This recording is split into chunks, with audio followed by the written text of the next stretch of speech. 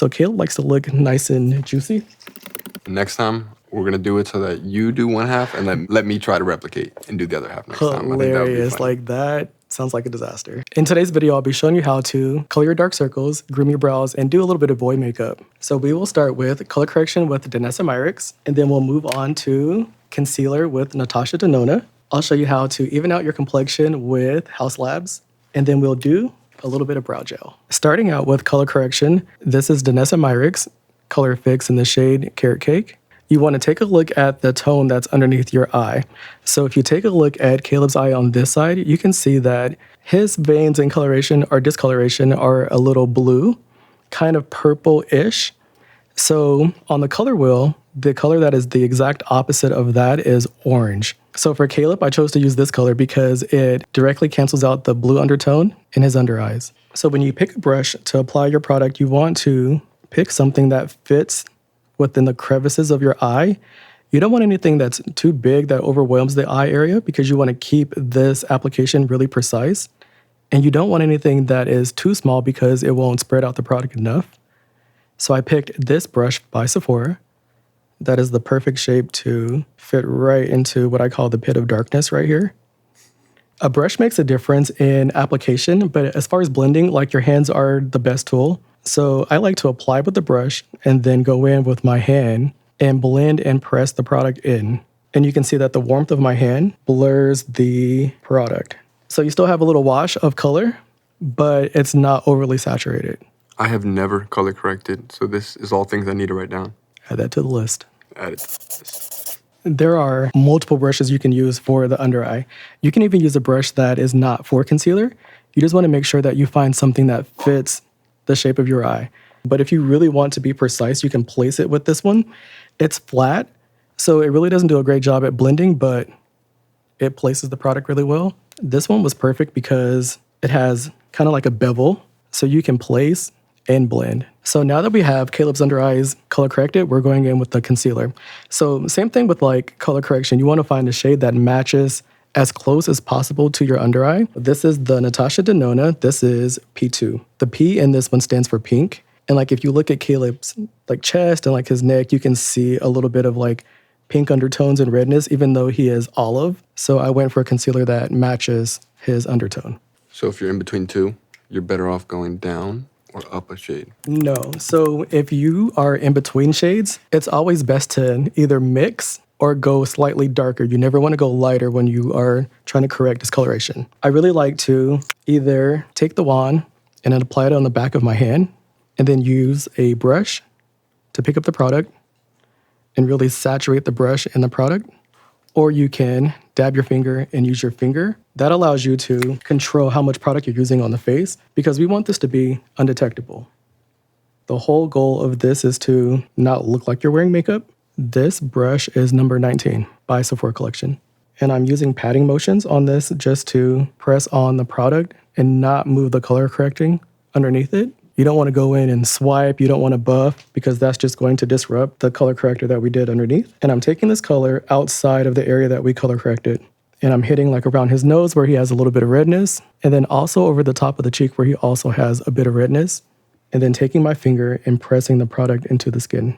So as you can see, even though the color corrector was a little too dark for Kaleb's skin tone, it neutralized the blue in his under eye perfectly. So we're gonna do the same thing on this side. Just take a little bit of concealer. I always like to start in like the orbital bone and not directly under the eye. That way I can blend the product up and there isn't too much product sitting like right under the eye. If you overload this area, then product builds up and it looks very obvious. And again, just going around the nose, over the top of the cheeks to cancel out any redness. Blend this up just a little higher. And again, I'm just patting the product on and not swiping. That way we don't disturb the color correcting underneath. Now taking my finger and just pressing this into the skin. One thing about men's grooming is I'm not looking to perfect with makeup. I'm looking just to correct and conceal just a little bit. So if there's tiny little imperfections, I like to leave them. That way it looks natural. Now moving on to foundation. We're using the House Labs foundation.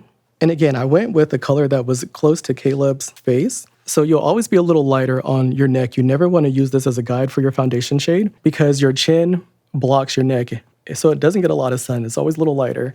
So when you color match, you want to use like the top of your cheeks or like right above the brow for your overall shade. And sometimes you can even use the back of the neck by the ear. So for men, I like to take the foundation in my hand and I use my hands to apply. That way everything is nice and seamless. So I warm it up in my palm and I like to take just a little bit and press it into the skin.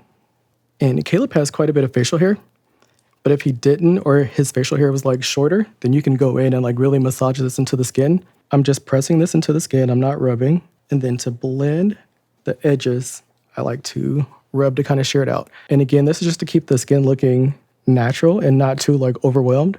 And if you're a guy that wants more perfected look, then you can continue to pat the foundation on. You can use more, you can build it up. So you can see the difference in this side versus the opposite side. So this side is blended, this side not quite yet. I like that you don't have to use a brush or typically it's called a beauty blender, right? I find like for guys, like when they use a brush, it's a little bit of a learning curve because you have to figure out what brush to use, how to use it, and like with your hands, you just blend it in. And again, I'm just taking the product and pressing it into the skin. And some guys have freckles or like beauty marks.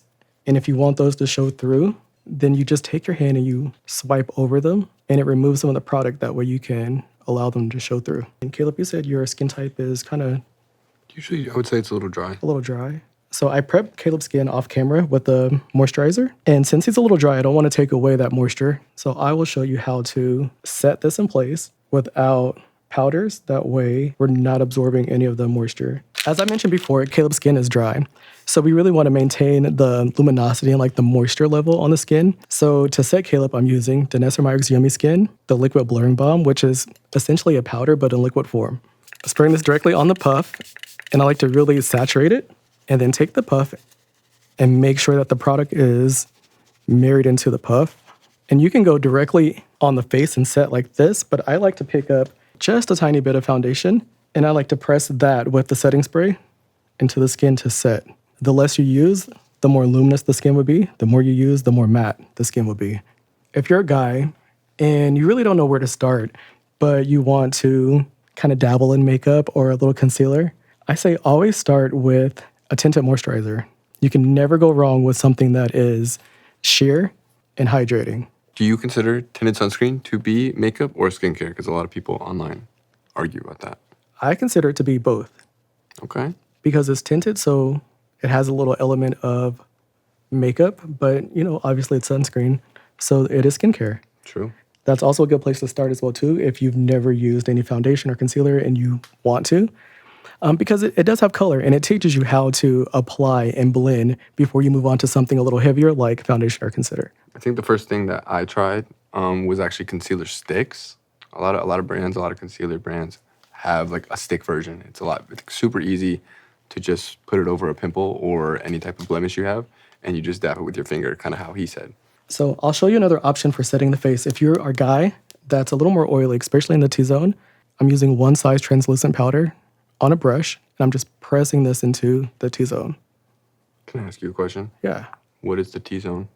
The T-zone is this part of your face. So it literally creates like a T. Eyebrows and it's like nose. over the brows and over the nose where people get really oily. Like the side of the nose, the top of the brows, the forehead. Setting the entire face is not necessary unless you're just extremely oily or you don't want to be shiny from the product. But I like to just hit just the center of the face. Do you prefer more of a shiny look or a matte look with men? Personal preference. It really just depends on how you like to look like day to day or like on camera. So completely personal preference. You said what? How do you like to look? Personally, I like to look moisturized. I like to look shiny. I'm not really opposed to... Some people consider it to be oily. I feel like if I look shiny, I look good. I look moisturized. Like I'm the opposite. I'm super oily. So if I'm shiny, I just feel like I'm You feel like you're oilier. oily. Yeah. I see what you're saying. I think I maybe just feel like that because I have dry skin. So I get out of the shower and my skin is like begging. So I give it some moisturizer, do some stuff, and I feel like I look clean. I see, personal preference. I'm using a bronzer by Rare Beauty just to bring a little color back to Kaleb's complexion. Anytime you add color all over the face, you neutralize all of the tones. So I like to go back in and just add a little bit of warmth. And I just like to hit the top of the cheeks, the side of the temples, the top of the forehead, down the nose, Close your eyes. I like to run it through the socket of the eye. This side is nice and even, but it lacks dimension, so this just kind of brings everything back. And you don't have to be too precise with this. You just kind of slap it on. So now we're going to move on to grooming the brows. And I really like to use a spoolie. This is a Sephora Collection brush. This is number 12. And it's double-ended, but we're using the end that has the spoolie. And I really like to comb the brows up and over so you can see the shape. So I'm just brushing his brows into place. That way I can see if there are any like sparse areas in his brow, any areas that I may need to fill in. I can kind of get a good idea of the direction that I would like to gel them into place before I do it. And everybody has a personal preference. So some people like their brows straight up. Some people like their brows straight up and over. There's no wrong way to do it. I think my eyebrows pretty defined. I would say for the most part, it's pretty square versus being rounded. I feel like a lot of barbers round them. They might even round them too much sometimes. So yeah, I think I would like develop the natural fluffiness in the front. I do.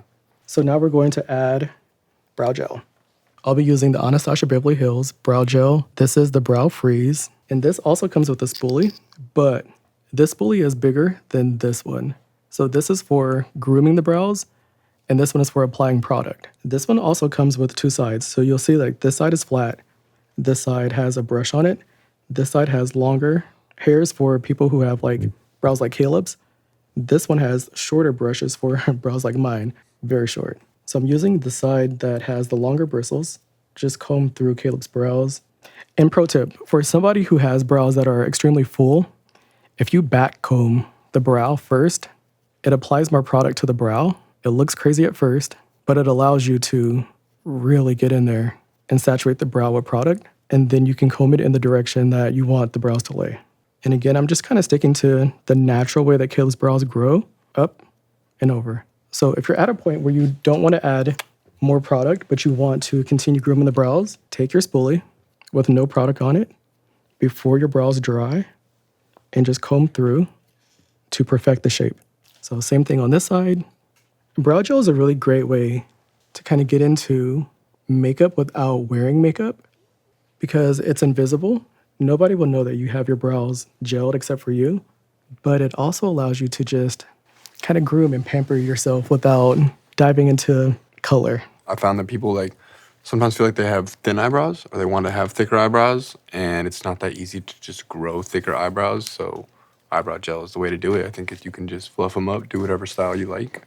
Yeah, and you feel a lot more put together when your brows are like For sure, groomed. yeah. I like my eyebrows to look a little more fuller, and yeah, will keep it exactly how you want it.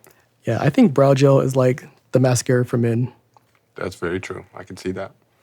So you have two options.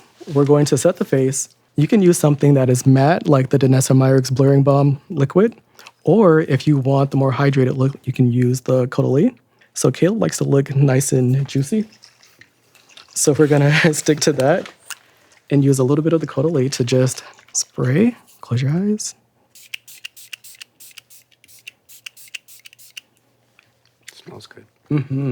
This one is kind of like a refreshing spray. So this is more hydration. This is going to allow the powders and all the products to melt back into the skin and add more hydration to your face, which will allow you to have the glow. Just for a recap, we moisturized your skin. We did a little bit of color correction. We concealed, groomed your brows, and we evened out your skin tone.